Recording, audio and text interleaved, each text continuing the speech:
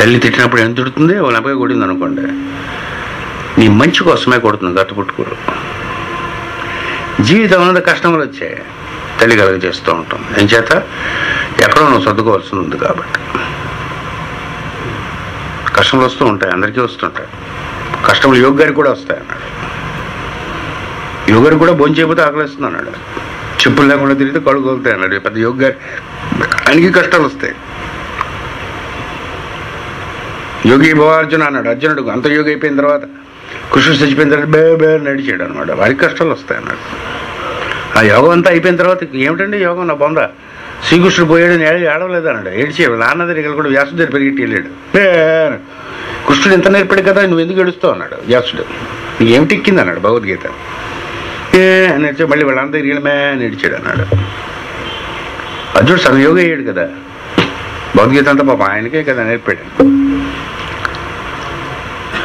యోగారు కూడా కష్టాలు వస్తాయి.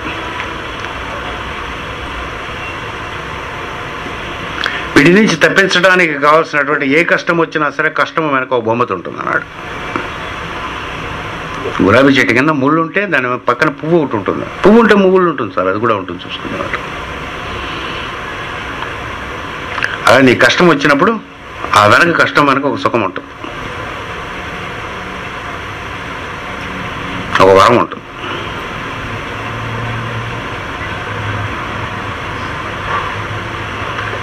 అంకుశము పాశము నుంచి మన రక్షిస్తూ ఏం చేస్తుంది, మనసులో ఉండేటటువంటి అనేక రూపములకు సంబంధించినటువంటి ఇక్షుకోదండము కలిగినటువంటి ఒక చేతితో ధరించి ఉంటుంది అమ్మవారు. పంచతన్మాత్ర సాయక, పంచతన్మాత్రములు దాని ఆవిడ యొక్క బాణములై ఉంటాయి. ఆ ఈ ఊ ఏంటంటే అచ్చులు ఏ ఐ అంతేనా. పంచబాణములు అనేటువంటి పేరుతో, పంచ ప్రాణములు అనే పేరుతో పిలుస్తారు. అచ్చులు ఏవైతే ఉంటాయో ఏ ఈ ఐ ఓ యు ఓవెల్స్, ఇవే పంచబాణములు. ఈ పంచబాణములు మనుముడి చేతిలో ఉంటాయి, ఈవిడి చేతిలో ఉంటాయి. మహాపరమైనటువంటి అతి రహస్యమైనటువంటి మంత్రం యొక్క పంచతన్మాత్రలు అనేటువంటిది రహస్యం యొక్క ఉపాసన. ఇది పంచభూతములు వాటి యొక్క సిద్ధులు, పంచభూతములు ఆవిడ యొక్క సాయకులుగా ఎలాగ ఉపయోగిస్తుంది అనేటటువంటి నెక్స్ట్ తర్వాత చెప్పుకున్నాం. స్వస్తి ప్రజాభ్యః పరిపాలయంతాం న్యాయేన మార్గేణ మహీమహీషాః గోబ్రాహ్మణేభ్యః శుభమస్తు.